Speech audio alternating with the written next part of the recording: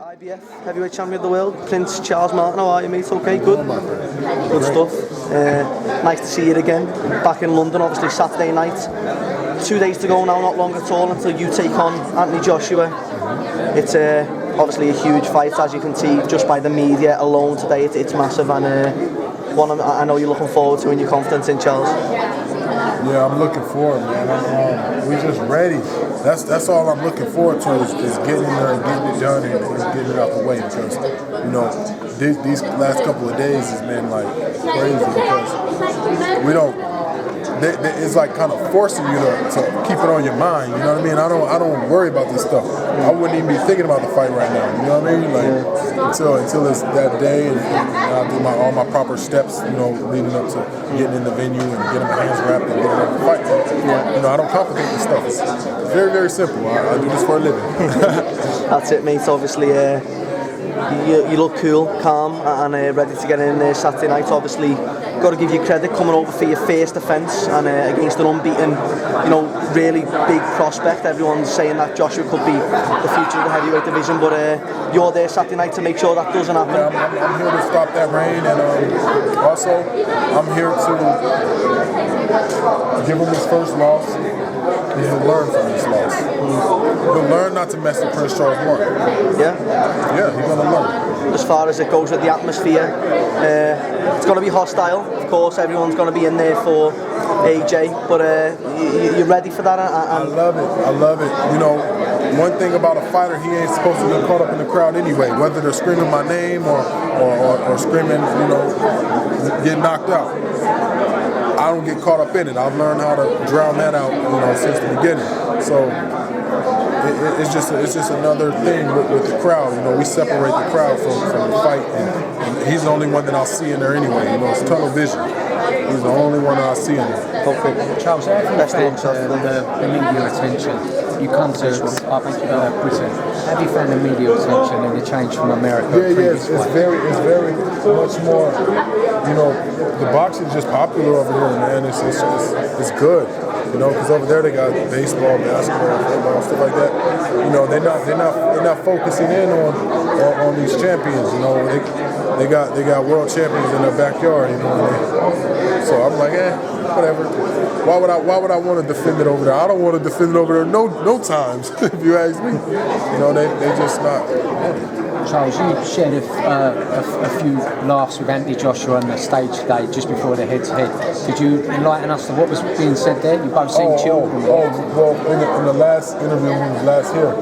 No, sorry, today, just before you went head-to-head. Yeah. He was like, you trying to scare me. He thought I was going to jump. So I did it to him, but I was like, today? Yeah. And he was like, and then I was like, what did I say? I was like, yeah, you did it to me, remember? And then he started laughing. He said, you don't forget nothing, huh? I said, nah. It's all good, man. I mean, I don't got no problem with it. It's all good, but when we get in the ring, it's real, because he's trying to punch me in my face, and I don't like getting punched. He's trying to knock me out. I don't get knocked out. I don't like that.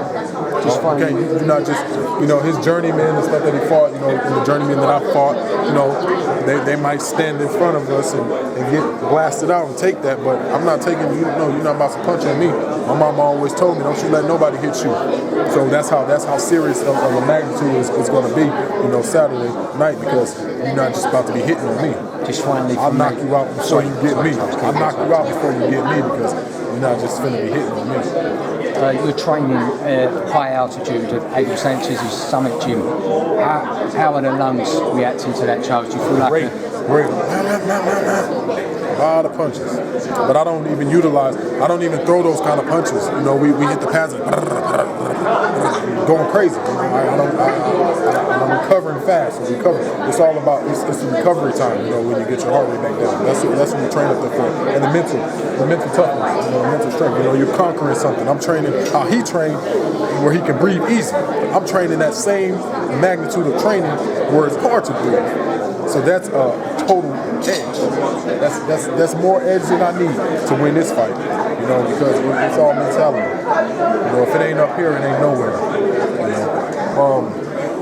Yeah, basically. Yeah, just want to elaborate on that one. Obviously, you trained the Big Bear.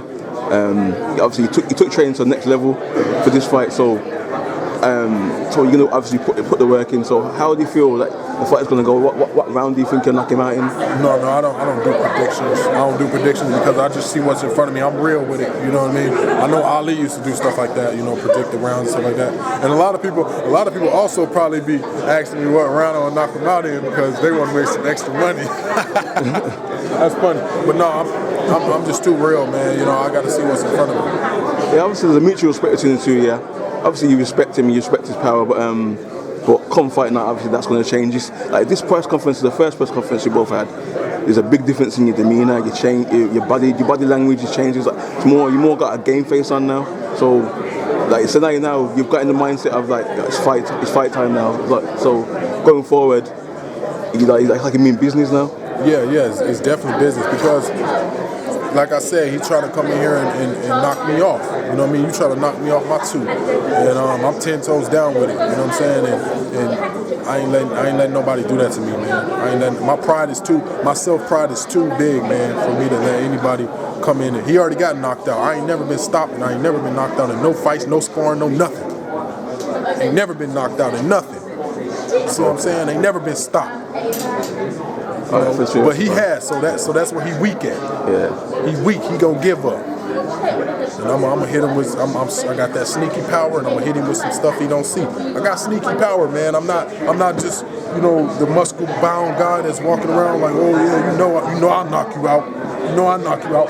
I just look nice and smooth, nice and lean. You know, just that little lean muscle that I got. You know, and it fools people. You know, they be like, hey. You know, he ain't got no power and they run into it. You know, they want to overcommit. Like, I'm stronger. And then when he get caught right here, left or the right hand, man, I knock him out with left or right. Okay, thanks very much for your time. Thank you.